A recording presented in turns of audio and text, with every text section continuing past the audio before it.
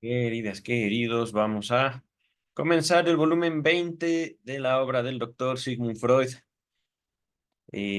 Comenzaremos con un texto histórico, un texto, digamos, autobiográfico. Están viendo en pantalla. El título, Presentación autobiográfica, texto escrito en 1924. Otra vez nos colocamos a los 100 años de escritura y 99 de publicación. Espero publicar este video en enero del 2024. Texto, entonces, publicado, escrito más o menos hace 100 años, de compartido este video en redes sociales, en YouTube.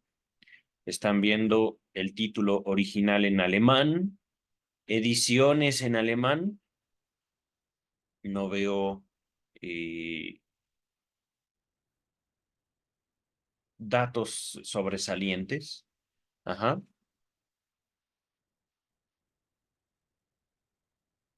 No sé por qué está, digamos, esta separación. Nash Script. Autobiografía. 1935. Recordemos, Freud murió en 1939.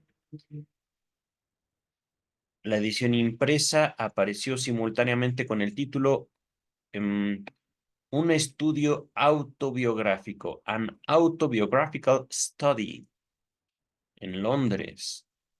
La Hogarth, no es Howard, no, no, no, es la prensa de Hogarth y el Instituto de Psicoanálisis londinés, de Londres. Ajá. Ediciones en alemán. Ajá. Miren, ahorita digo, no sé leer alemán, sé leer inglés, lo hablo bastante bien, creo yo, pero el alemán medio lo entiendo, ¿ah? Y ahí puedo eh, suponer que esta palabra alemana quiere decir autobiografía. Ajá. Vamos a continuar. Traducciones en castellano llevadas a cabo por Luis López Ballesteros. Ajá. Y miren, aquí se menciona también a Ludovico Rosenthal, otro traductor de renombre. Miren, este traductor último no lo conocía yo. Jacobo Numhauser Tognola. Tognola. Pensé que era Tóngola, pero no. Tognola. Dice el compilador James Strachey, como explica Freud en el postfacio, página 67. No leeremos hasta el postfacio, al menos no en este video. La traducción de esta obra al inglés, publicada en Estados Unidos,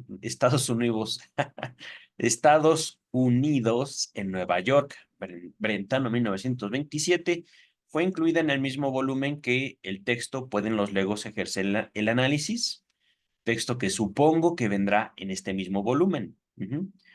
1926, pero ni en la tapa ni en la portada de este último texto, digamos, se menciona o se mencionaba, perdón, la presentación autobiográfica, texto que vamos a comenzar con este video.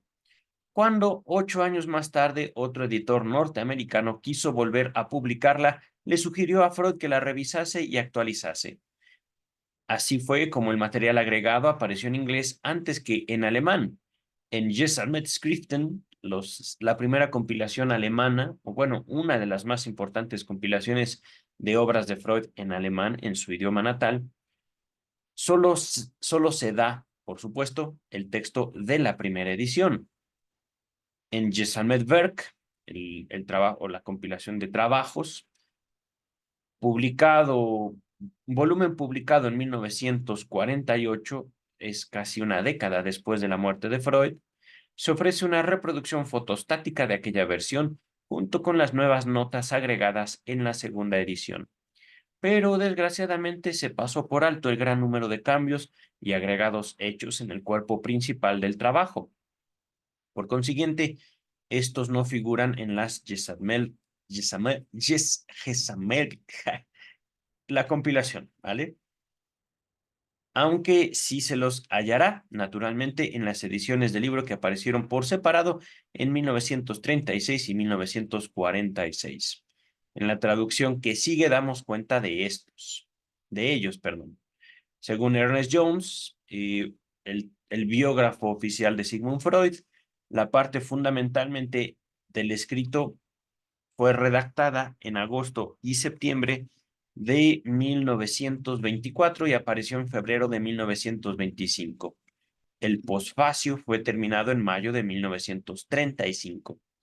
Suele hacerse referencia a esta obra equivocadamente como la, entre comillas, autobiografía de Freud. El título de la serie para la cual fue originalmente escrita, La medicina de... ¿qué? La medicina actual a través de presentaciones autobiográficas, que apareció en 4 volúmenes entre los años 1923 y 1925, incluyendo colaboraciones de alrededor de 27 importantes personalidades médicas. Recordemos Sigmund Ford. Sigmund Ford. Hoy vengo muy torpe de lengua. Sigmund Freud no solo estudió medicina, se especializa en neurología, pero la creación por la cual se le recuerda, el psicoanálisis, ya no se inserta en la tradición médica. No es una disciplina que eh, procure imponer la salud. Ajá. La salud como un derecho, no como una obligación.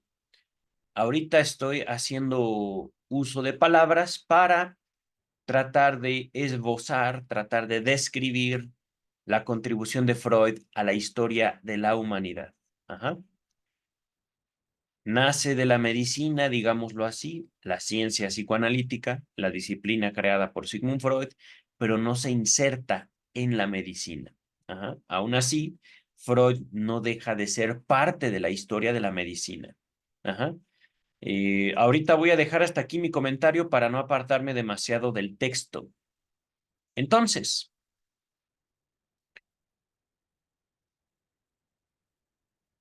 Freud, junto con otras 27 personalidades de la medicina, escribió una presentación autobiográfica que fue reunida en este escrito. Ajá. La medicina actual a través de presentaciones autobiográficas. Que bueno, aquí me llama la atención esto. Dice el compilador que esta no es una autobiografía. Bueno, ok. Eso es lo que dice el traductor y compilador. Ajá. No sé si defender ese criterio o no, no sé realmente cuál sería la diferencia entre lo que estamos por abordar y una autobiografía. Dice el compilador James Strachey. Así pues, el estudio de Freud es, en esencia, una descripción de su participación personal en el desarrollo del psicoanálisis. Mire, como él mismo señala en el primer párrafo, inevitablemente debía volver a recorrer el trayecto ya atravesado en su texto, Contribución a la historia del movimiento psicoanalítico, de 10 años atrás. Ajá. Por cierto, les dejo todo el estudio y la lectura de Contribución a la historia del movimiento psicoanalítico en la descripción. Sin embargo, la comparación entre ambas obras, entre la presentación autobiográfica y la contribución a la historia del movimiento psicoanalítico, indica que la presente fue redactada en un talante muy distinto. Las polémicas que agriaron, es decir, que amargaron, que hicieron dar el carácter típico de la contribución a la historia, de contribución a la historia del movimiento psicoanalítico, el trabajo anterior habían perdido significación, importancia. Las diferencias con Jungcito, Jungcito bebé, desgraciado, ladrón, asqueroso. Jung, Carl Gustav Jung, la historia te saluda. Traidor asqueroso. Pero, dice Freud, no dice Freud, dice Strachey. Ahora Freud estaba en condiciones de trazar en forma serena, al menos él, y totalmente objetiva la evolución de sus ideas científicas. Quienes deseen conocer su vida privada deben remitirse una vez más a los 3 volúmenes de la biografía de Ernest Jones, que por cierto en algún otro momento los compartiré en este espacio. Ahorita pues estoy demasiado enfocado en Freud y en mi vida personal, en mi vida privada, que por supuesto tiene vaivenes y no me pienso dedicar única y exclusivamente a YouTube. Ajá. Capítulo número 1 de la presentación autobiográfica de Sigmund Freud. Muchos de los colaboradores de esta serie de presentaciones autobiográficas comienzan con algunas reflexiones acerca de la peculiaridad y las dificultades de la tarea encomendada. Me creo autorizado a decir que la mía se vuelve aún más difícil por haber publicado ya en varias oportunidades elaboraciones como la que aquí se me pide, y porque la naturaleza misma del tema me obligó a explayarme o extenderme en ellas sobre mi papel personal en una medida mayor que la que parece corriente o necesaria. La primera presentación del desarrollo y el contenido del psicoanálisis fue la que expuse en 1909, en 5 conferencias pronunciadas en la Clark University de Worcester, Massachusetts, donde fui invitado a los festejos por el 20º aniversario de la fundación de ese instituto.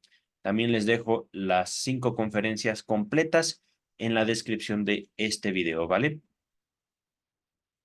Dice, las conferencias se publicaron por primera vez en inglés en la American Journal of Psychology 1910. El original alemán se editó bajo el título Über Psychoanalyse. No se dice así el alemán, no sé leer alemán, pero sé que esto quiere decir sobre psicoanálisis. Ajá. Dice el texto. ¿Dónde está? Aquí está. No hace mucho cedí a la tentación de escribir una colaboración sobre el mismo asunto para una obra colectiva compilada en Estados Unidos. Se debió a que esa publicación, referida a los comienzos del siglo XX, 1900, había reconocido la importancia del psicoanálisis concediéndole un capítulo especial. Nota número 2. These Eventful Years. Nueva York, 1924. Dice Freud en la nota 2. Mi ensayo, traducido por el doctor A. Brill, constituye el capítulo, ¿qué? 73 del segundo volumen. No recuerdo qué es la L alemana, le soy alemana, romana. Esto es un número romano. No recuerdo qué es.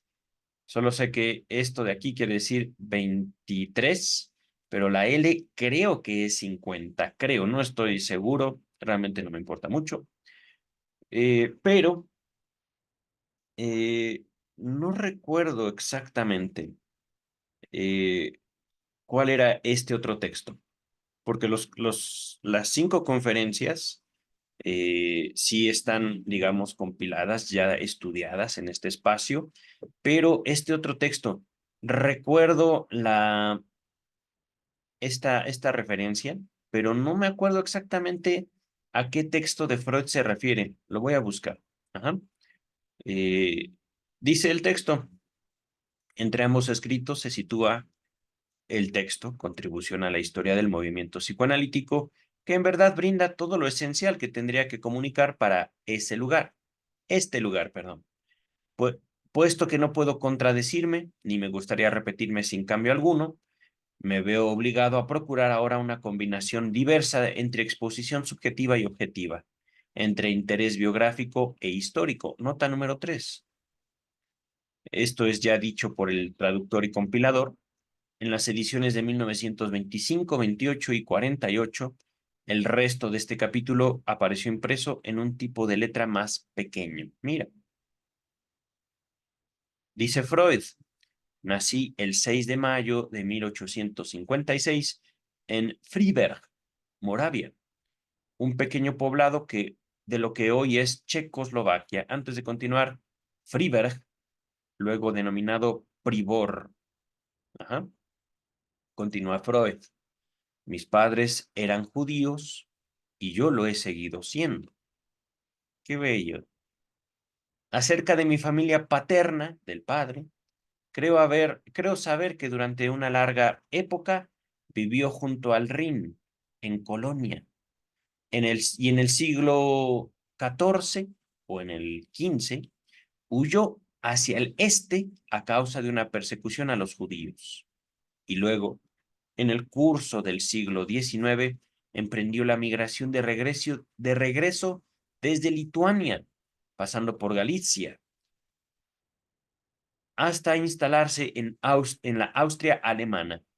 A la edad de 4 años llegué a Viena, donde realicé todos mis estudios. En el Gymnasium, ahorita leemos la nota 4, fui el primero de la clase durante 7 años. Tenía una posición de preferencia y apenas si alguna vez se me tomó examen. Miren, es decir, los maestros de Freud lo consideraban como un niño bastante apto, bastante capaz. Ajá. Nota número 4 y el asterisco vamos a ver al respecto del Gymnasium. En Alemania y otros países europeos, establecimiento de enseñanza media preparatorio de los estudios universitarios. Nota 4. El denominado Sperlgymnasium, véase sobre la psicología del colegial. Es verdad, en este texto Freud habla acerca de su época de estudiante, desde pequeñito hasta, digamos, antes de la universidad. Ajá. Aquí nos habíamos quedado. Aunque vivíamos en condiciones muy modestas, mi padre me exhortó a guiarme exclusivamente por mis inclinaciones en la elección de una carrera. Es decir, el padre de Freud, si mal no recuerdo, era comerciante, eh, lo invitó a dedicarse a sus estudios antes que al comercio. Ajá. En esto podría, digamos, mi dato sobre el padre de Freud estar equivocado, ya lo veremos en su tiempo. Ajá. Si ustedes gustan investigar, son totalmente libres de hacerlo y contradecirme, ¿vale? En aquellos años yo había sentido una particular preferencia por la posición y la actividad del médico. Por lo demás, tampoco la sentí. Más tarde, miren, me he equivocado. No había sentido.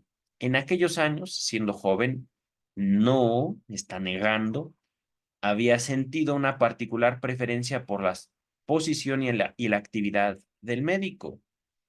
Por lo demás, tampoco la sentí más tarde. Es decir, Freud, no puedo decir que no quería ser médico, más bien no apreciaba, no tenía alta estima, ni por la posición, ni por la actividad de los doctores. Curioso, ¿no? Nota número 5. Freud se extiende, se explaya sobre esto en su epílogo. Al texto, ¿pueden los legos ejercer el análisis? Ese texto me llama mucho la atención. No hemos tenido el gusto de compartirlo, pueden los legos, pero ya llegaremos a él, está en este volumen. Ujú. Continuamos. Más bien, me movía una suerte de apetito de saber, pero dirigido más a la condición humana que a los objetos naturales. Tampoco había discernido el valor de la observación como medio principal para satisfacer ese apetito de saber. Mi temprano ahondamiento en la historia bíblica de la Biblia, la tradición judía, apenas hube aprendido el arte de leer, tuvo, como lo advertí mucho después, un efecto duradero sobre la orientación de mi interés. Nota número 6, antes de continuar. Esta oración y la siguiente se agregaron en 1935. Se la sometió por accidente en la edición alemana de 1948. Ujú. Entonces, el pequeño Freud, versado en la historia bíblica, en la historia judía. Ujú. Bajo el poderoso influjo o influencia de mi amistad con un compañero de escuela, algo mayor, que ha llegado a ser un conocido político, nació en mí el deseo de estudiar derecho, como él, y lanzarme a la actividad pública. Entre tanto, la doctrina de Darwin, reciente en aquel tiempo, me atrajo poderosamente porque prometía un extraordinario avance en la comprensión del universo. Y sé que la lectura en una conferencia popular por el profesor Karl Brull del hermoso ensayo de Goethe, Die Natur, de la naturaleza, que escuché poco antes de mi examen final de bachillerato, me decidió a inscribirme en medicina. Al respecto de el profesor Karl Brull, o Groll, no sé cómo se lee la U con dos puntitos arriba. A ver, permítanme, escuché mi celular haciendo ruidos. No, mm, falsa alarma. Entonces, el profesor Karl Brull, este nombre fue agregado en 1935, pero suprimido en 1948. Según Pestalozzi, no sé quién es él, el verdadero autor del ensayo, escrito en 1780, miren qué antigüedad, fue el suizo Tobler. No sé, Goethe lo leyó medio siglo después y por una paramnesia lo incluyó entre sus propias obras. El ensayo, fragmento acerca de la naturaleza, figura en uno de los sueños de Freud relatados en la interpretación de los sueños. Les dejo también todita la interpretación de los sueños en la descripción. Se afirma que Freud escribió un resumen de la conferencia para un periódico vienés, aunque no ha podido hallárselo. Véase Ernest Jones. Ajá. Entonces, continuamos. La universidad a la que ingresé en 1873 me deparó al comienzo algunos sensibles desengaños. Sobre todo me dolió la insinuación de que debía sentirme inferior y extranjero por ser judío. Esto me voy a detener un minuto, tal vez menos, pero vale la pena señalar esto. Hay, ha habido y habrá este tipo de influencias étnicas, culturales, discriminatorias, no solo hacia la figura de Freud, hacia el psicoanálisis, sino también básicamente a la comunidad judía. ¿Es correcto eso? El hecho de que el doctor Sigmund Freud haya hecho una contribución a la historia de la medicina, de la psicología, de la humanidad, economía, etcétera, etcétera, etcétera. Si esa contribución es desechada por el hecho de que él sea judío, ¿eso es correcto del mundo científico? Continúo. Desautoricé lo primero con total decisión. Es decir, yo no soy inferior por ser judío. Yo no soy judío, pero esto lo vivió él. Ajá. Nunca, dice Freud, he concebido que debería avergonzarme por mi linaje o, como se empieza a decir, por mi raza. Y renuncié sin lamentarlo mucho a la nacionalidad que se me rehusaba. Nunca renuncié. Ajá.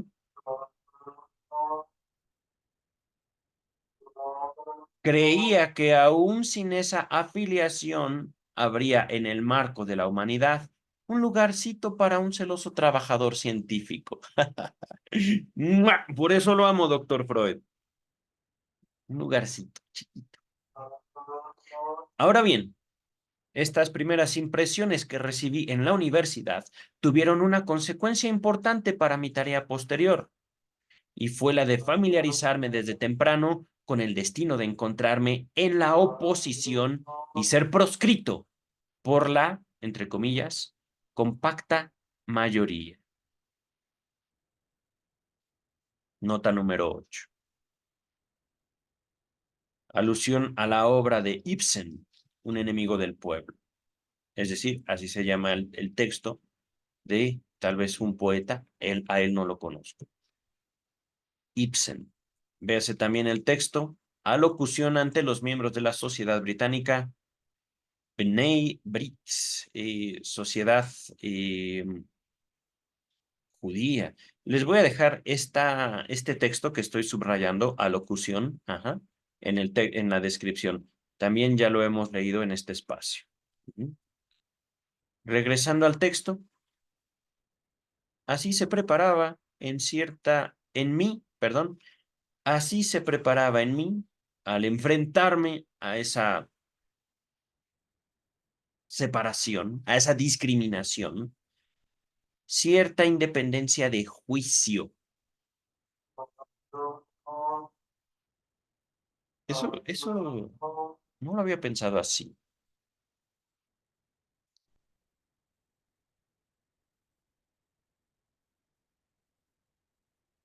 El valor de poder sostener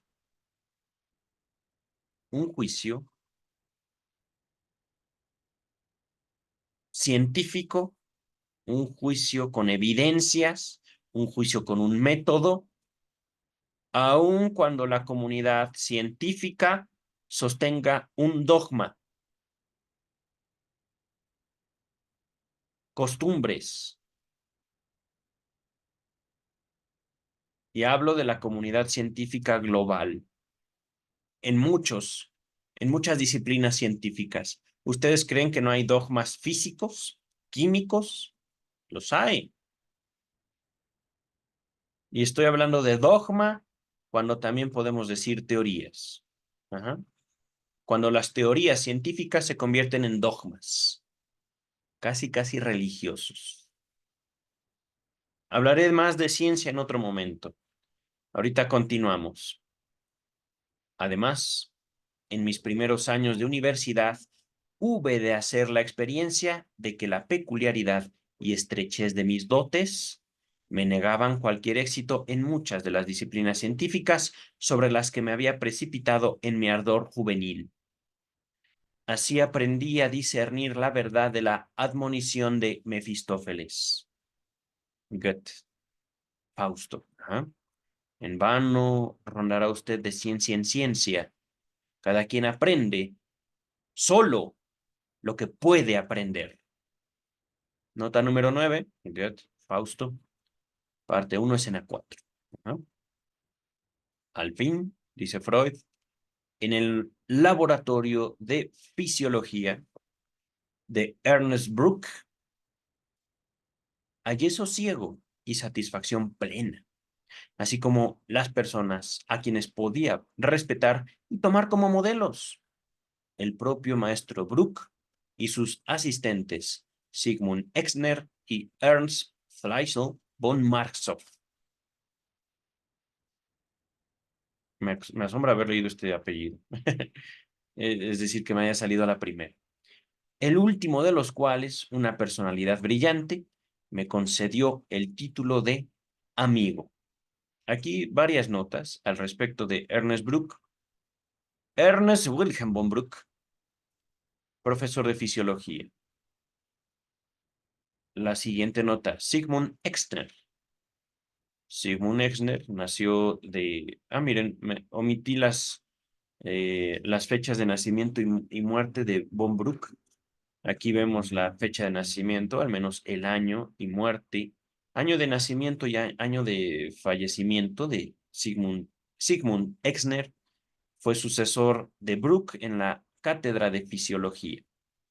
Y Ernst Flischl von Maxorf. Miren, ya se me trabó la lengua otra vez. Marxov. Nació en 1840, murió en 1891, destacado físico y fisiólogo. Ajá. Al respecto de que Freud lo llamó su amigo, dice el traductor, lo que en esta oración sigue a modelos, fue agregado en la edición de 1936, pero suprimido en la 1948. Gracias, Strachey, besos. No, perdón, bueno, sí, Ernest Brook me propuso una tarea referida a la histología del sistema nervioso, que pude solucionar a su satisfacción y proseguir por mi cuenta. Entre 1876 y 1882 trabajé con breves interrupciones en ese instituto y era opinión general que se me designaría asistente tan pronto ese puesto quedara vacante. Nota 14.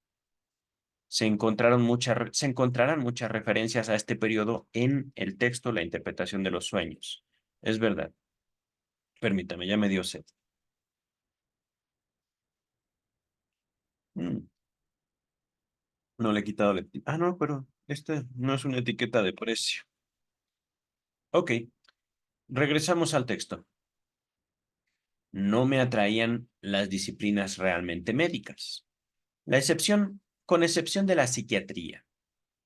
Fui muy negligente en la prosecución de mis estudios médicos y solo en 1881, o sea, con bastante demora, me doctoré en medicina.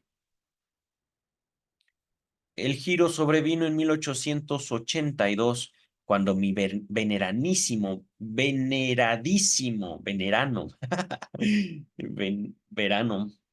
cuando mi veneradísimo maestro corrigió la generosa imprevisión de mi padre, advirtiéndome con severidad que dada mi mala situación material, es decir, económica, debía abandonar la carrera teórica. Es decir, Freudcito, bebé, jovencito Sigmund Freud, póngase a trabajar, deje de estar pensando.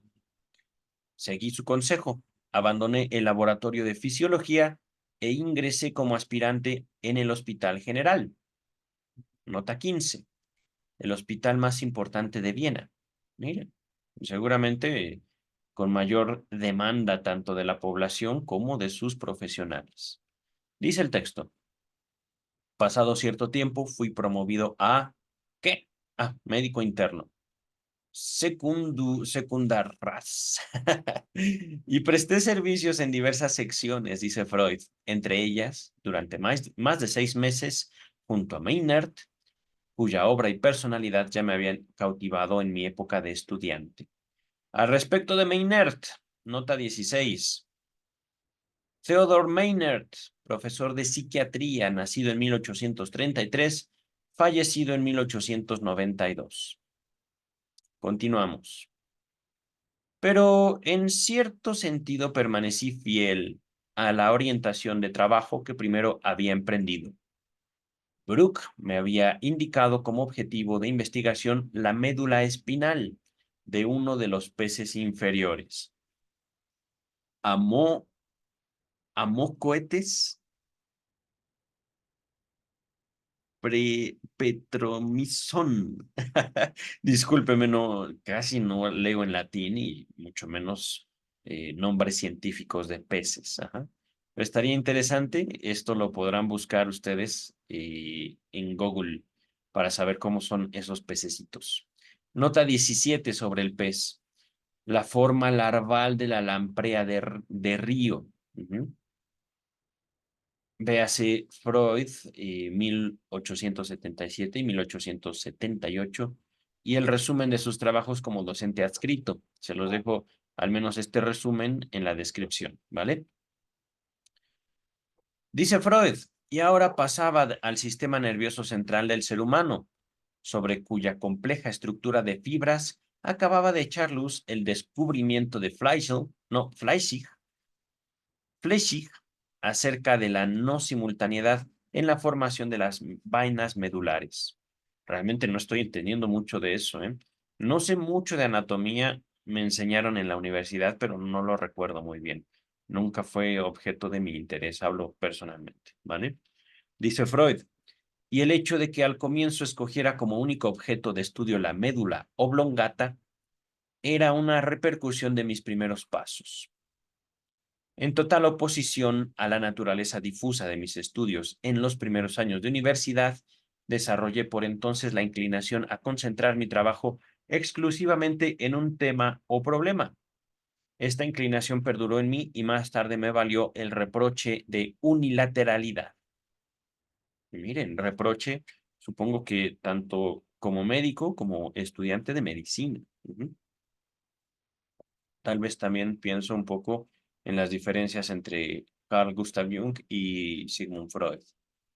Jung queriendo pasarse más bien al lado de la religión, que finalmente lo logra, Carl Gustav Jung, mientras que Freud específicamente enfatizando el papel de la sexualidad humana. Y la sexualidad no como el coito, no como la relación sexual, sino algo mucho más amplio, más bien ligado con Platón, más bien ligado con el Eros. Ajá. Ahorita vamos a continuar. Me convertí en un trabajador tan celoso en el Instituto de Anatomía del Cerebro como antes lo había sido en el de Fisiología. En esos años de hospital publiqué algunos pequeños trabajos sobre el trayecto de las fibras, debe ser fibras nerviosas, ajá, y su origen nuclear en la médula oblongata. Nota 18, pero voy a continuar, que recibieron alguna atención de parte de Edinger. Al respecto de la médula o médula oblongata, véase los trabajos de Freud, trabajos científicos, pero que no recuerdo que estuvieran en el volumen 1. Ajá. Tal vez se mencionan en el 3, en el resumen de los textos científicos de Freud. Y al respecto, al respecto de Edinger, Ludwig Edinger, nacido en 1855 y fallecido en 1918, célebre profesor berlinés de neuroanatomía. Continuamos. Un día, Maynard, quien me había abierto las puertas del laboratorio, aunque yo no presentara servicios junto a él, me propuso que me consagrase o me dedicase de manera definitiva a la anatomía del encéfalo, con la promesa de que me traspasaría su cátedra universitaria, pues se sentía demasiado viejo para manejar los nuevos métodos. Me negué, aterrado por la magnitud de la tarea. ¿Y acaso habría colegido ya que ese hombre genial no me tenía ninguna simpatía? Wow.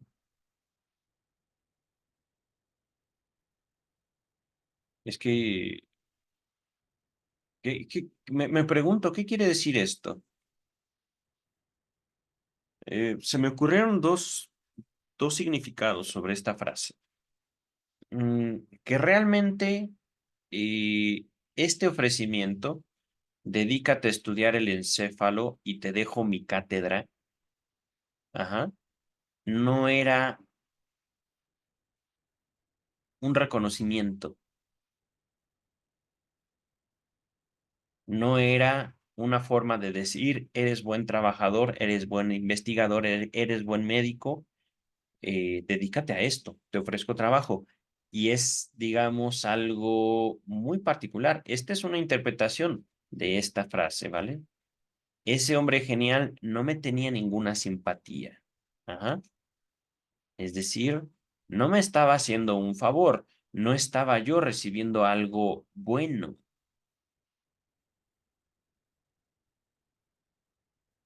O bien, otra interpretación posible de esta frase, no me tenía ninguna simpatía, y esto estoy apelando algo a la interpretación de los sueños. Y realmente, más bien, ese maestro, un hombre genial, me era desagradable. Ajá. No me tenía. o bien una cierta versión de Maynard a Freud, o incluso puede ser también al mismo tiempo, una cierta aversión de Freud hacia Maynard. Ajá. Pero ahí habían más bien rencillas, no sé cómo decirlo, antipatía, digámoslo así, entre los dos. Ujú. Continúa el texto. Pero desde el punto de vista práctico, la anatomía del encéfalo no significaba progreso alguno respecto de la fisiología. Tuve en cuenta las exigencias económicas e inicié el estudio de las enfermedades nerviosas. Por esa época, esta disciplina especializada se cultivaba muy poco en Viena. El material se hallaba disperso por diversas secciones hospitalarias. No había buenas oportunidades para formarse y uno debía ser su propio maestro. Ni siquiera Notnagel, que había sido designado hacía poco gracias a su libro sobre la localización encefálica, distinguía a la neuropatología de otros ámbitos de la medicina. Antes de continuar, Notnagel, nota 20. Hermann Notnagel, nacido en 1841, fallecido en 1905, profesor de clínica médica. Nota 21. Localización encefálica, localización en el cerebro, ¿vale? Véase el texto de Knocknagel, 1879. Vale, gracias, bye. En la lejanía destellaba el gran nombre de Charcot, y así concebí el plan de obtener el puesto de docente en enfermedades nerviosas a fin de poder después completar mi formación en París. Al respecto de Charcot, Jean-Martin Charcot, nacido en 1825, fallecido en 1893. Les voy a dejar también en la descripción la nota necrológica, es decir, palabras de Sigmund Freud ante la muerte de su maestro Jean-Martin Charcot, profesor de neuropatología en París. Freud vivía en Viena, Austria. Se fue a estudiar a París, Francia, con Charcot. Al producirse el deceso de Charcot, la muerte de Charcot, Freud escribió un largo artículo en su homenaje. Freud admiraba mucho y quería mucho, y fue querido también por Charcot. Eso lo podemos ver en la nota necrológica. Incluso podría yo llamarlos amigos. Y debo decirlo, para nosotros podría este nombre no ser importante, pero para Freud, lo he dicho así, lo he nombrado así, era el rockstar de la medicina, de la psiquiatría, de la neurología. ¿Por qué? Porque este pequeño nombre, Charcot, decidió acercarse a prácticas que limitaban en el conocimiento científico de su época, la hipnosis. Para los médicos de aquella época, la hipnosis era algo así, básicamente como una charlatanería. Ajá. Lo que hoy se considera el psicoanálisis en gran parte de la población científica de México. Ujú. Hablo de, y sí estoy siendo específico, científico entre comillas. Vamos a continuar. Ajá. Es que en serio, muchos científicos más bien adquieren la ciencia como una forma de religión, de dogma, y se emprenden cacerías de brujas dentro de la comunidad científica. Pero eh, la evidencia, queridas, queridos, la evidencia, el método, y no el método científico, sino, ¿cómo decirlo? Bueno, también el método científico, apelando tanto a su formación como a su deformación del método científico para volverlo un dogma, para volverlo una forma de atacar a las personas. Ajá. A las personas, a las producciones, a las disciplinas, al conocimiento. Voy a continuar, ¿vale?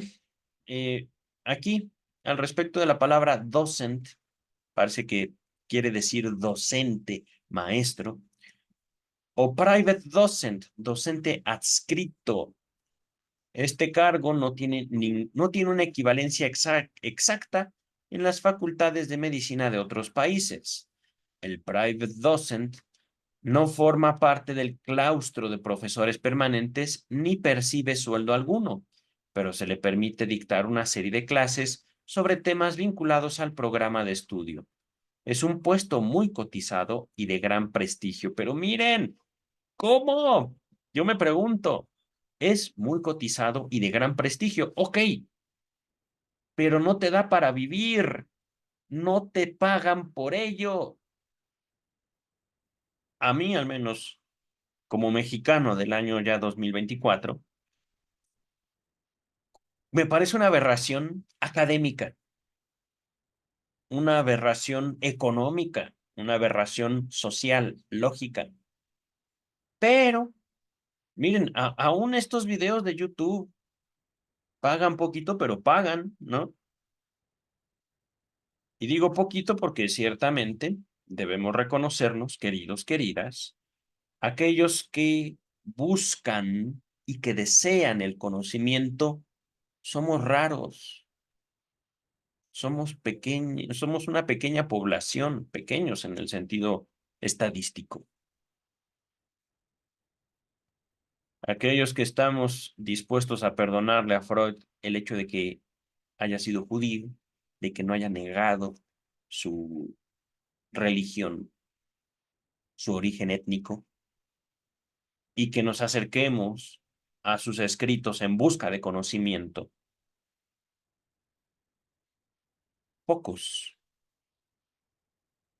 pero, repito, hablaré de ciencia en otro momento. ¿Dónde me quedé? Private Docent. Ah, es verdad. Hice muchos comentarios acerca de Charcot y la hipnosis. Dice el texto ahora sí. En los años siguientes, mientras seguía prestando servicios como médico interno en el Hospital General, publiqué varios estudios causísticos sobre enfermedades orgánicas del sistema nervioso. Poco a poco me familiaricé con este campo. Me las ingenié para localizar un foco en la médula oblongata con exactitud tal que el especialista en anatomía patológica nada tenía que agregar. Y fui el primero en Viena en enviar a la autopsia un caso con el diagnóstico de polineuritis aguda. Polineuritis. Inflamación nerviosa, entiendo. Bueno, vamos a continuar. La fama de mis diagnósticos, corroborados por la autopsia, me atrajo la demanda de unos médicos norteamericanos.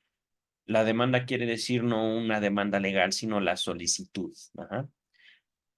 Ante quienes leí en una suerte de Pidgin English, un curso sobre los pacientes de mi departamento, es decir, le pidieron dar clases. Pidgin English, doble asterisco, quiere decir cocoliche, inglés elemental mezclado con palabras en lengua propia. Ok, continuamos. Acerca de las neurosis, yo no sabía nada. Repito, acerca de las neurosis. Digamos, la enfermedad mental típica, común, la epidemia de salud mental en época de Freud, dice, yo no sabía nada. Cierta vez que presenté ante mi auditorio a un neurótico que padecía de dolor de cabeza permanente, como un caso de meningitis crónica circunscrita, todos ellos se apartaron de mí con justificada indignación crítica, y así tocó a su fin esa, mi prematura actividad docente de profesor. Salud.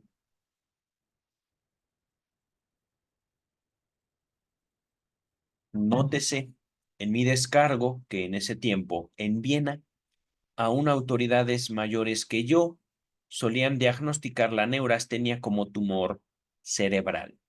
Algo que quiero hacerles patente ahorita, evidente en este texto, eran principios de, bueno, finales del siglo XIX, 1800. Ajá. 1880 aproximadamente. Ajá. 1880, 84. 800, 1800. Ujú.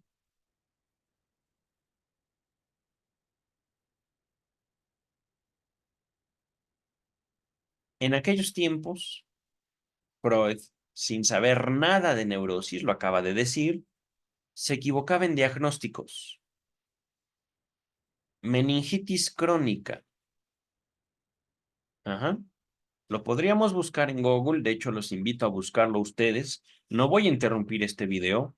Pongan meningitis crónica o solo meningitis y podremos ver inflamación en algún lugar. Ajá. Y esta inflamación le hacía padecer al paciente dolores de cabeza, pero un dolor permanente. Ajá. Y sus alumnos dijeron, este es un idiota. O lo quisieron insinuar. Ajá. Este es un idiota, ¿por qué? Porque eso, ese dolor de cabeza, es una neurosis. ¡Pum! Como profesional, yo lo desecho. Vámonos. Pero, dice Freud, y esto no solo es creíble, esto, queridas, queridos, para el año 2023 es actual.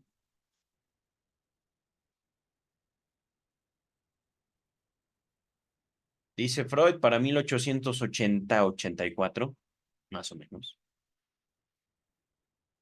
Otros doctores con más experiencia decían que la neurastenia era por un tumor en el cerebro. Ajá.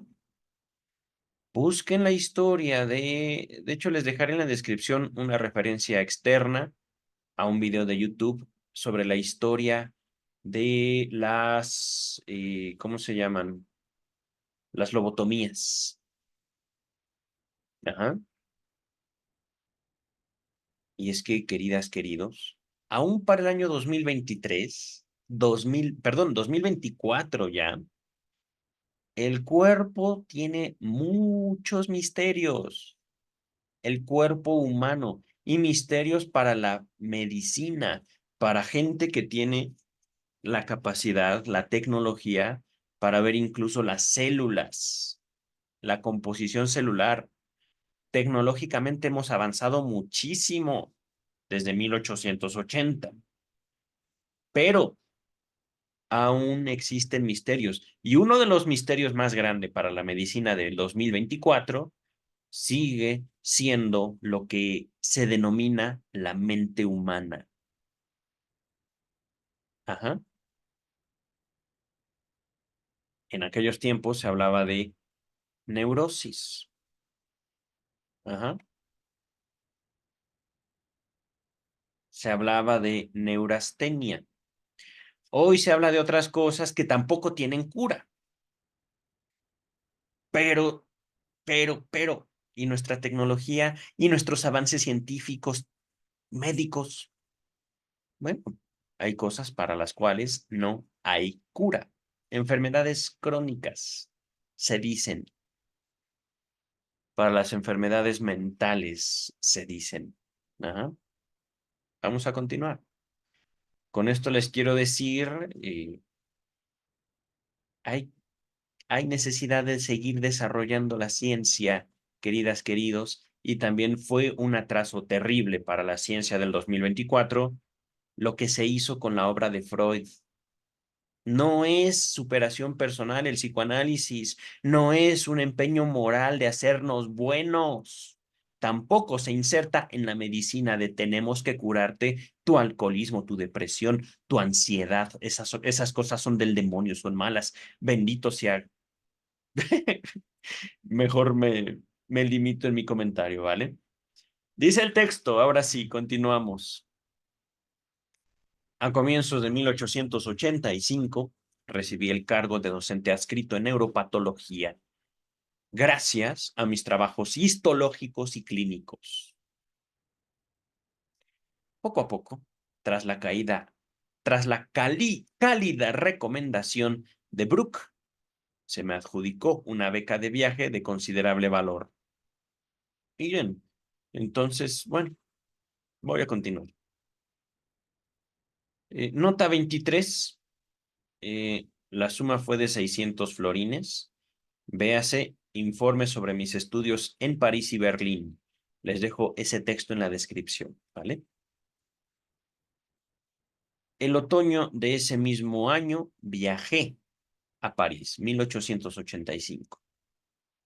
Ingresé como élève o alumno en la Salpêtrière. Y al comienzo, siendo yo uno de tantos visitantes extranjeros, se hizo poco caso de mí. Un día oí a Charcot lamentar que el traductor de sus conferencias al alemán no hubiera dado señales de vida después de la guerra. Siguió diciendo que le gustaría que alguien tomara a su cargo la versión alemana de su nueva serie de conferencias. Yo me ofrecí por escrito a hacerlo. Todavía recuerdo que en mi carta le decía que estaba aquejado solamente de un aphasie motrice, pero no del aphasie sensoril du francés. Ok. Eh, Afasia motriz, pero no de la afasia sensorial del francés. ¿What? Charcot me aceptó, me introdujo en su círculo privado y a partir de entonces tuve participación plena en todo cuanto ocurría en la clínica. Es que miren, afasia motriz, dificultad motriz, dificultad de hablar. Aquí me estoy atreviendo a hacer una interpretación. Ajá. No puedo hablar bien francés, pero lo entiendo. Ajá. Afasia. Afasia. Busquen ustedes qué es la afasia. Una enfermedad, digámoslo así. Y otra vez, enfermedad. Dificultades que tenemos algunos para una cosa u otra. Ajá.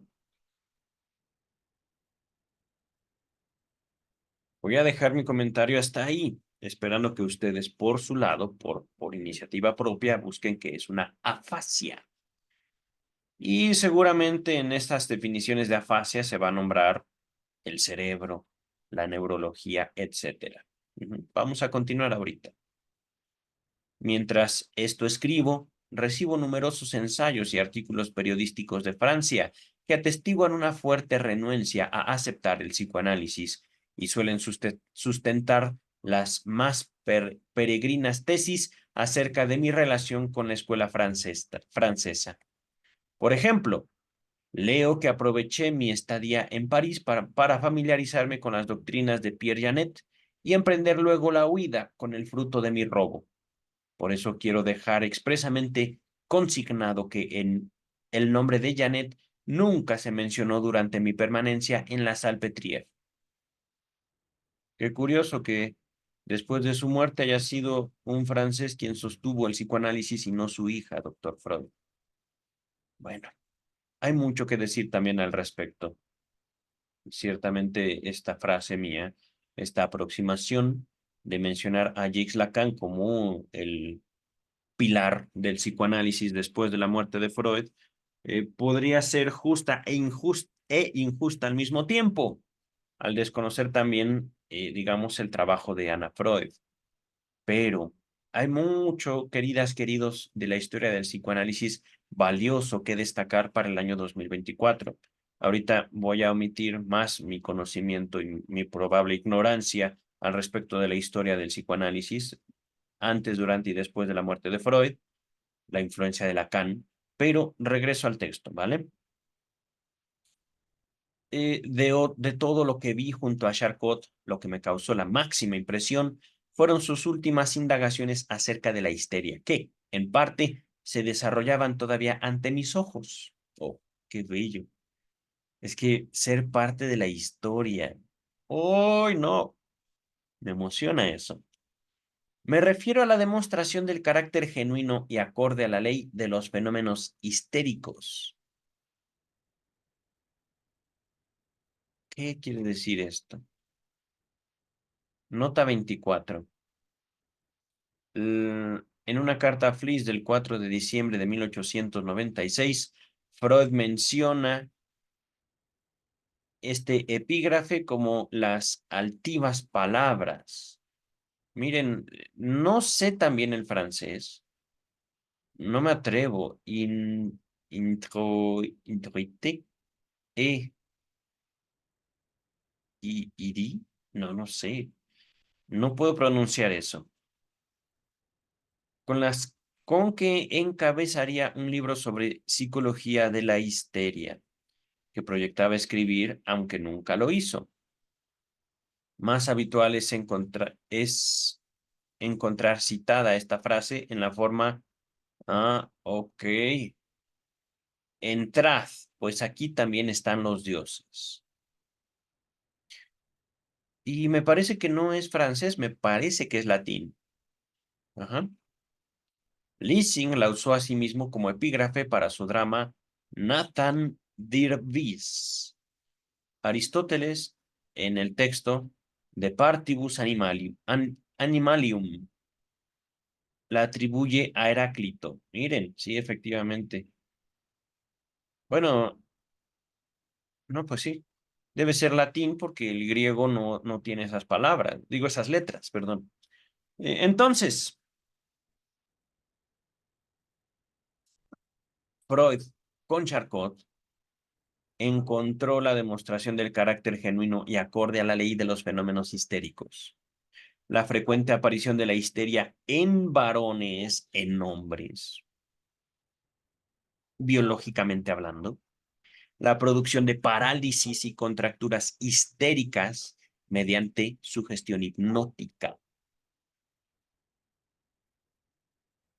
La conclusión de que estos productos artificiales mostraban los mismos caracteres, hasta en los detalles, que los accidentes espontáneos, a menudo provocados por traumas. Aquí señalo, enfatizo, traumas desde el punto de vista médico orgánico, es decir, golpes, no los traumas de los cuales habla la psicología del año 2024. Traumas es que te golpeaban de chiquito, es que tu mamá no te hacía caso, es que no tuviste papá. No. Estamos hablando de traumas como puede ser atropellado por un tren, ser aplastado por un edificio, ajá, algo así. Dice el texto. Muchas de las demostraciones de Charcot me provocaron al principio lo mismo que a otros visitantes, extrañeza y ánimo polémico que procurábamos fundamentar invocando alguna de las teorías dominantes. Él tramitaba esos reparos de manera amistosa y paciente, pero también con mucha decisión. En una de esas discusiones pronunció la frase, ok, que quedó grabada de manera inolvidable. A ver, San empecda paz de exister. No sé, me da curiosidad saber cómo se dice eso, pero ¿qué quiere decir también? La frase completa de Charcot rezaba así. Ok, la teoría es buena, pero eso no impide que las cosas sean como son. Era una cita favorita de Freud, quien la repite entre otros lugares en las conferencias de introducción al psicoanálisis, en la interpretación de los sueños, creo que también. Una nota al pie agregada por Freud, a una de sus traducciones de Charcot, muestra que la acotación estaba dirigida a él mismo. Es decir, y fíjense, digamos que esto quiere decir las cosas son como son. Ajá.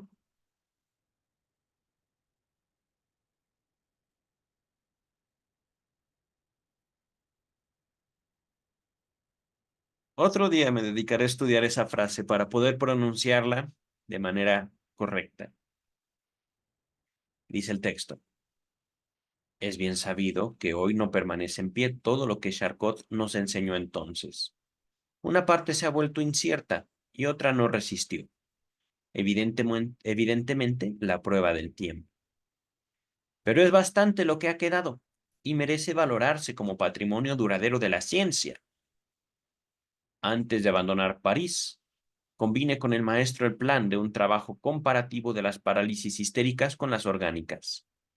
Yo quería desarrollar la tesis de que, en la histeria, parálisis y anestesias de partes del cuerpo se deslindan guardando correspondencia con las representaciones comunes, no anatómicas, que los seres humanos tienen de estas últimas.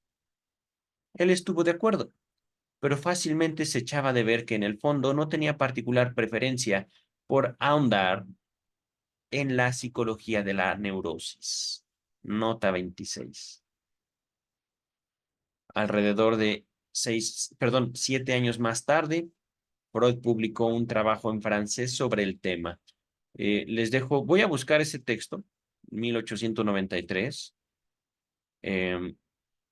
a ver si está en el volumen 3 o en el volumen 1 de la obra completa de Sigmund Freud. Ajá. Es que venía de la anatomía patológica. Vamos a ver, creo que estamos todavía a 5 páginas, estamos en la 13. Sí, recuerdo que esto acaba en la 18. Estuve viéndolo porque quería calcular más o menos cuánto tiempo me iba a tardar en este texto. Ya estoy cansado, mi garganta se está cerrando, la siento un poco irritada. Pero vamos a continuar. Antes de regresar a Viena, me detuve por unas semanas en Berlín para obtener algunos conocimientos acerca de las enfermedades comunes de la infancia.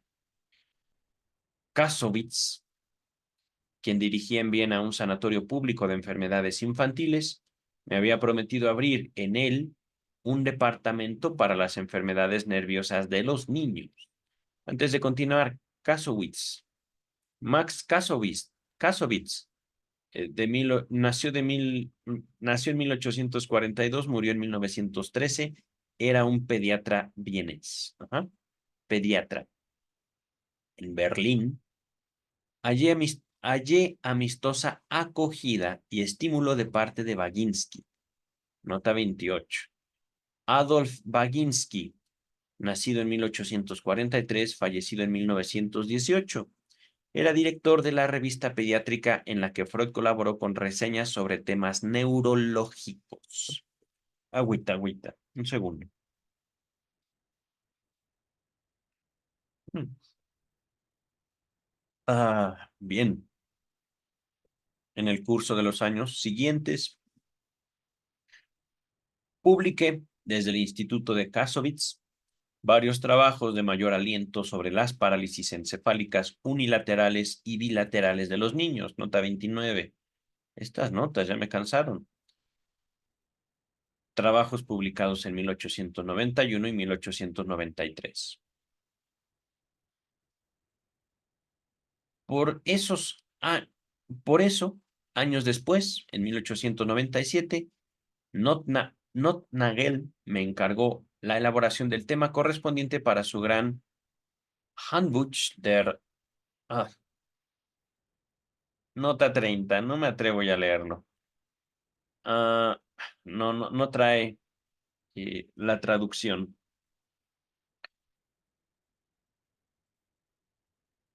No sé qué significa eso. Vamos a continuar, ¿vale? Realmente tampoco es tan importante.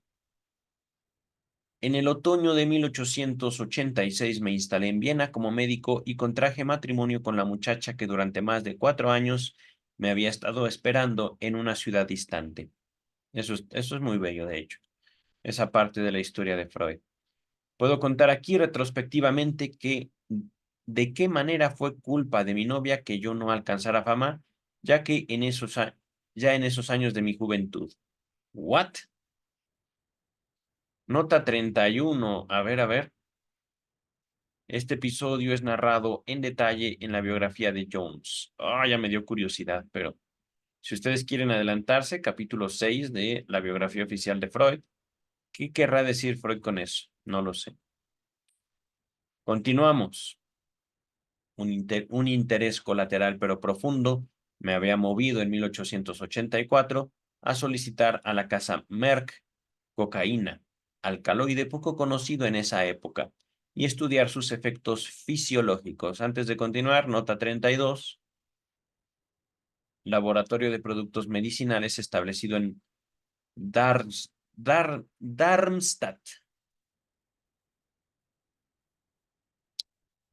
Continuamos. En medio de ese trabajo se me abrió la posibilidad de hacer un viaje para volver a ver a mi prometida, de quien había estado separado durante 2 años. Concluí apresuradamente la investigación y consigné en mi escrito, 1884, la predicción de que pronto se descubrirían otras aplicaciones de este recurso. Si mal no recuerdo, Freud recibió reconocimiento porque usó la cocaína como anestésico y posteriormente fue usado por un oculista. Ah, pues miren, aquí está. Al mismo tiempo, sugería a mi amigo, el médico oculista eh, Koningstein, que examinase si las propiedades anestésicas de la cocaína no podían aplicarse al ojo del enfermo. Nota 33. Leopold Koningstein, nacido en 1850, fallecido en 1924, profesor de oftalmología que mantuvo una perdurable amistad con Sigmund Freud. Continuamos.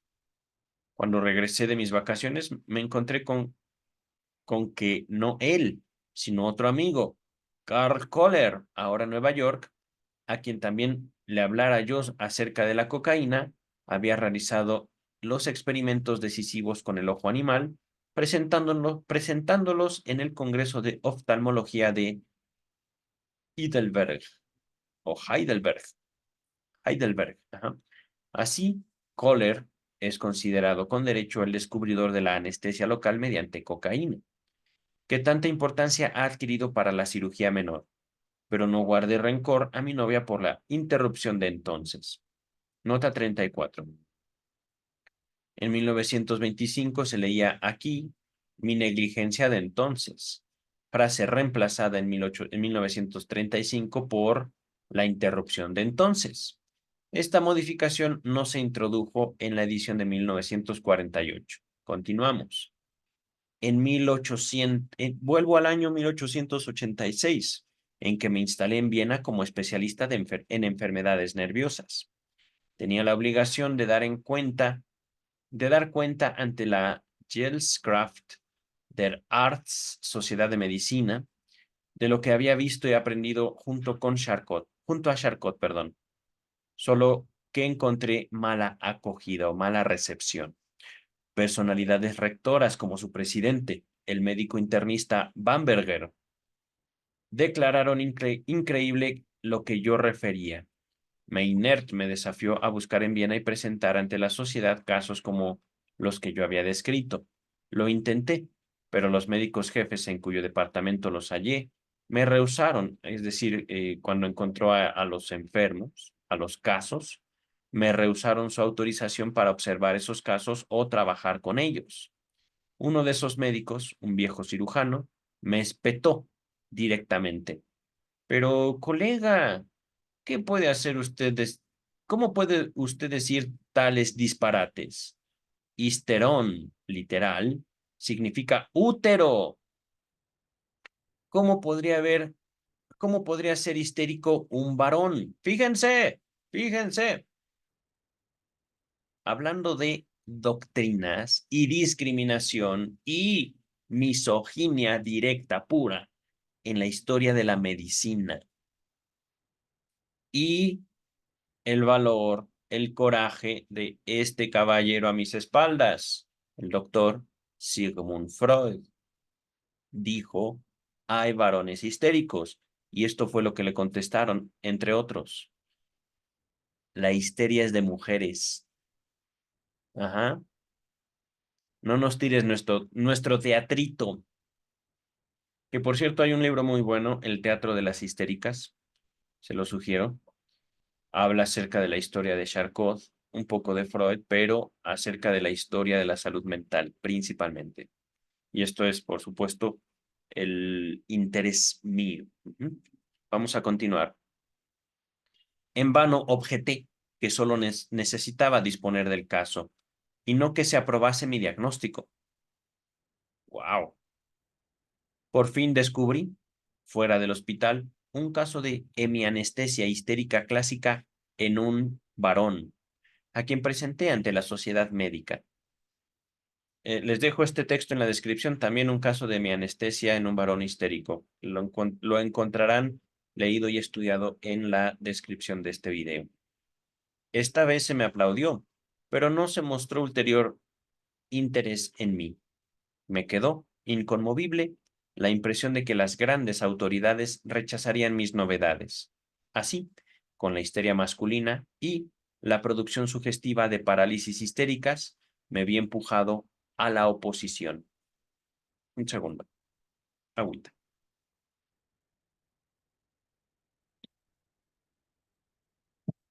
Ya lo leyeron en pantalla, ¿verdad?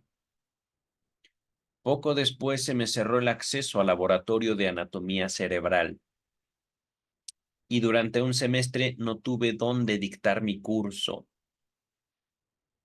Entonces, me retiré de la vida académica y de la sociedad de medicina.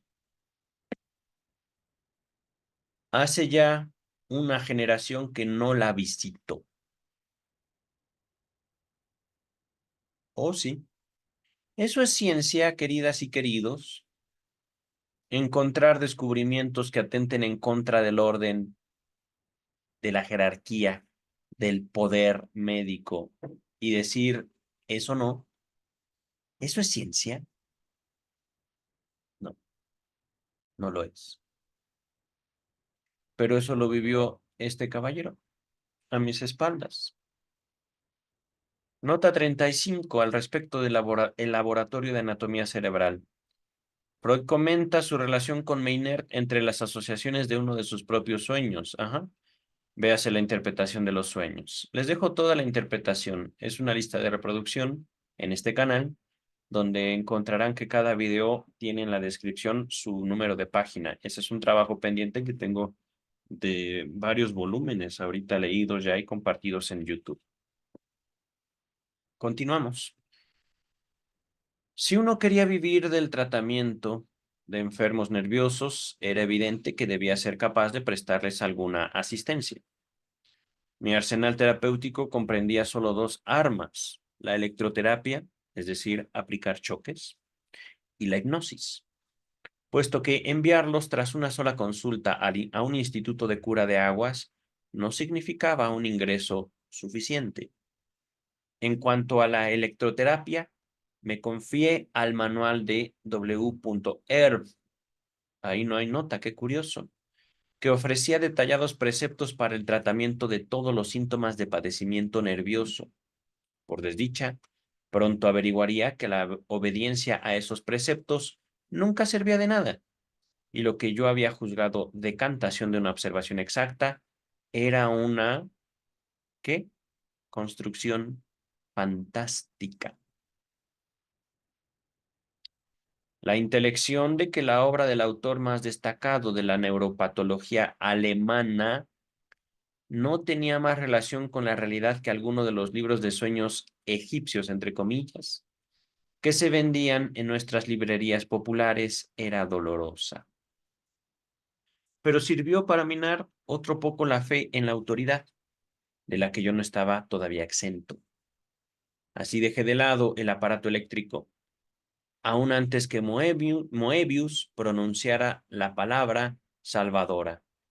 Los éxitos del tratamiento eléctrico en enfermos nerviosos, sostuvo Moebius, cuando lo sabía, no eran más que un efecto de la sugestión médica. Es decir, y esto me apoyo mucho en estudios sobre la histeria, me apoyo mucho también en otros textos ya abordados en este espacio.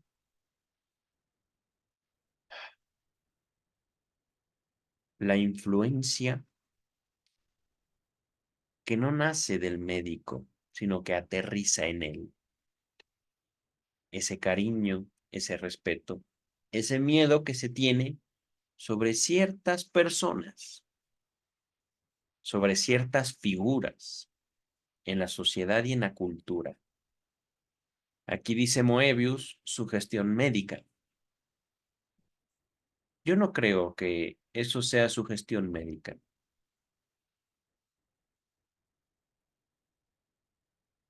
No creo que haya sido el poder de un doctor sobre un paciente.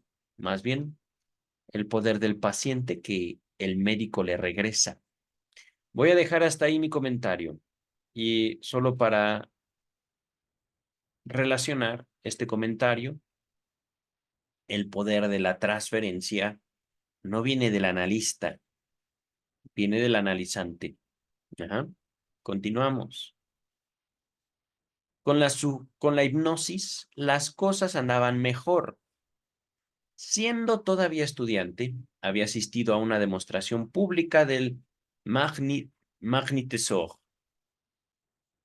Hansen y noté que uno de los sujetos adquiría una palidez mortal, como si hubiera caído en un estado de rigidez cataléptica, y la conservó durante toda su experiencia. ¡Wow! Nota 36.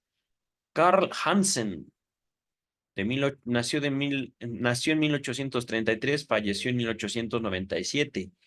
El mesmerista danés, cuyas demostraciones públicas, realizadas no solo en Dinamarca, sino en gran parte de Europa, contribuyeron mucho a reavivar el interés por la hipnosis. Permítame, la garganta, digo. La desaprobación de esas demostraciones por parte de los círculos médicos oficiales hizo que en la década de 1880 la policía las prohibiera, tanto en Estocolmo como en Viena, pese a lo cual Hansen continuó ofreciendo sesiones privadas, entre comillas, sin que mermara su celebridad. Miren, oh, queridos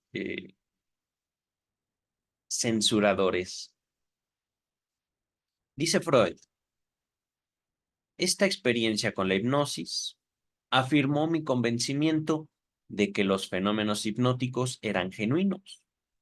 Poco después, esta concepción halló en Heidenheim su sostenedor científico, lo que no impidió que los profesores de psiquiatría siguieran declarando durante mucho tiempo aún que la hipnosis era cosa de charlatanes y además peligrosa, y mirando con menosprecio a los hipnotizadores.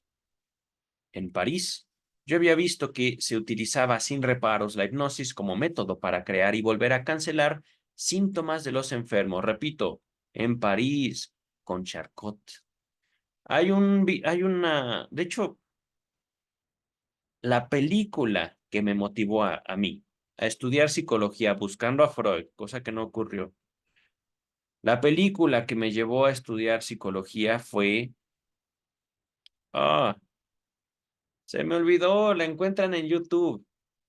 No es un método peligroso, esa película es de... ay, también se me olvidó. Viggo Mortensen, pero el director de un método peligroso... Bueno, Sigmund Freud, Pasión y... Ay, no me acuerdo. ¿Pasión secreta? Ah, ahorita la busco en YouTube. ¿Dónde está mi celular? Aquí está mi celular. Pero entonces, cuando Freud dice que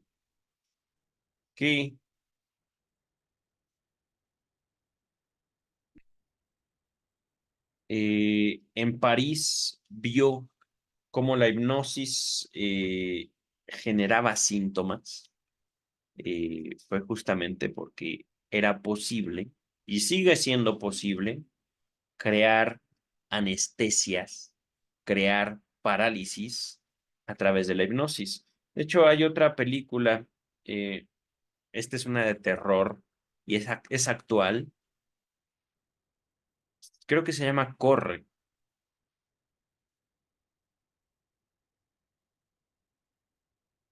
Pasión secreta, Sigmund Freud. Al menos yo la vi en YouTube hace no mucho tiempo. Ah, John Hudson es el director. Una película de 1962. Yo la vi en mis estudios de bachillerato en México. Pero, regresando al texto, luego nos llegó la noticia de que en Nancy, una escuela, había nacido una escuela que se valía de la sugestión con o sin hipnosis en gran escala y con notable éxito para fines terapéuticos. Perdón, Nancy me parece que es una localidad, no una escuela. Ajá. Pero es que ya después se hablaría de la escuela de Nancy. Ujú. Así fue como, de manera enteramente natural, en los primeros años de mi actividad médica y sin tomar en cuenta métodos terapéuticos más contingentes y no sistemáticos, la sugestión hipnótica se convirtió en mi medio principal de trabajo. Ello implicaba renunciar al tratamiento de las enfermedades nerviosas orgánicas, pero no era un inconveniente grave. En efecto, por una parte, la terapia de esos estados no ofrecía una perspectiva promisoria, y por la otra, era ínfimo era ínfimo, es decir, poca cosa, para la práctica de un médico particular en una ciudad, el número de quienes las padecían comparado con la multitud de neuróticos, multiplicada además por el hecho de que deambulaban de médico en médico sin curarse. Aparte de ello, trabajar con la hipnosis era realmente seductor. Uno tenía por primera vez el sentimiento de haber superado su impotencia. La fama de taumaturgo era muy halagueña. Más tarde descubriría los defectos de ese procedimiento. Por el momento solo tenía dos motivos de queja. El primero, que no se conseguía hipnotizar a todos los enfermos. El segundo, que no era posible poner al individuo en un estado de hipnosis tan profunda como se habría deseado. Con el propósito de perfeccionar mi técnica hipnótica, viajé en el verano de 1889 a Nancy, donde me quedé varias semanas. Presencié el conmovedor espectáculo del viejo Liblot, dedicado a las pobres mujeres y niños de la población trabajadora. Fui testigo de los asombrosos experimentos de Bernheim con sus pacientes de hospital y recogí las más fuertes impresiones acerca de la posibilidad de que existieran unos potentes procesos anímicos que, empero, permanecerían ocultos para la conciencia del ser humano. Pensando que sería instructivo, había convencido a una de mis pacientes para que me siguiera a Nancy.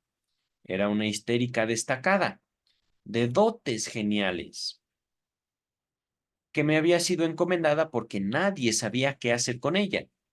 Mediante el influjo hipnótico, yo le había posibilitado una existencia humana y pude rescatarla poco a poco de sus estados miserables. Pero cada vez se producía, transcurrido cierto tiempo, una recaída, hecho que, en mi ignorancia de entonces, yo atribuía a que su hipnosis nunca había alcanzado el grado de sonambulismo con anestesia. Perdón, con amnesia. Pues bien, Bergheim intentó con ella varias veces, pero no obtuvo más. Me confesó llanamente que él alcanzaba los grandes éxitos terapéuticos mediante la sugestión solo en su práctica hospitalaria, no con sus pacientes privados. Mantuve con él varios diálogos incitantes y me comprometí a traducir al alemán dos de sus obras acerca de la sugestión y sus efectos terapéuticos. Se las dejo en la descripción, al menos las introducciones a esas traducciones. Nota 37, dice el traductor. Aquí debe de haber un error, pues la primera traducción de Bergheim, realizada por Freud, se publicó antes de su viaje a Nancy. La segunda apareció en 1892. Ok. Si tú lo dices, Strachey, está bien. Besos. Dice el texto. En el lapso de 1886 a 1891, realicé pocos trabajos científicos y apenas si publiqué algo. Me había empeñado en desenvolverme en mi nueva profesión y en asegurar mi existencia material. así como la de mi familia, que crecía con rapidez. En 1891 apareció el primero de los trabajos sobre las parálisis cerebrales de los niños, redactado en colaboración con mi amigo y asistente, el doctor Oscar Rae. Perdón, nota 38. Véase Freud 1891. Ese mismo año, un encargo de colaboración para un manual de medicina me movió a elucidar la doctrina de la afasia, en ese tiempo dominada por los puntos de vista de Wernicke y Lichtheim, que se centraban puramente en la localización. Antes de continuar, nota 39. Aquí al respecto, manual de medicina. El Handwörterbuch de Villaret, diccionario para el cual Freud escribió algunos artículos sin firma, cuya autoría no puede adjudicársele con total seguridad. Continuamos. El fruto de este desempeño fue un pequeño libro crítico especulativo, La concepción de las afasias. Finalizamos este texto con este pequeño párrafo. Ahora tengo que exponer los caminos por los cuales la investigación científica volvió a convertirse en el interés principal de mi vida. Finalizamos, queridas, queridos. Yo me voy a descansar. Bien me lo tengo merecido. Mucho trabajo y mucha pasión para ustedes, queridas, queridos. Excelente año 2024. Bye.